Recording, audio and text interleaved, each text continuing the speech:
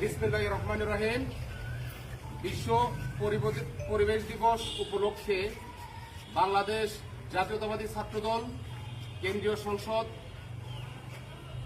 একটি কর্মসূচি হাতে নিয়েছে। সারা দেশে 15 দিন ব্যাপী বৃক্ষরোপণ কর্মসূচি।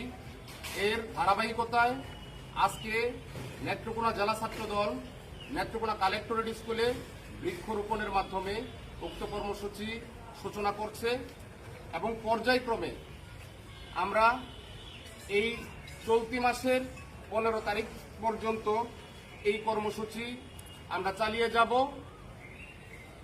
আমাদের সকল উপজেলা এবং পৌরসভা এবং কলেজ ছাত্রদলের নেতৃবৃন্দ এবং আপনারা পর্যায়ক্রমে প্রত্যেক ইউনিয়নের নেতৃবৃন্দকে উক্ত কর্মসূচি সুন্দরভাবে সফলভাবে পালন করার জন্য আমরা জেলা ছাত্রদলের পক্ষ থেকে আমরা আহ্বান জানাচ্ছি। ধন্যবাদ সবাইকে।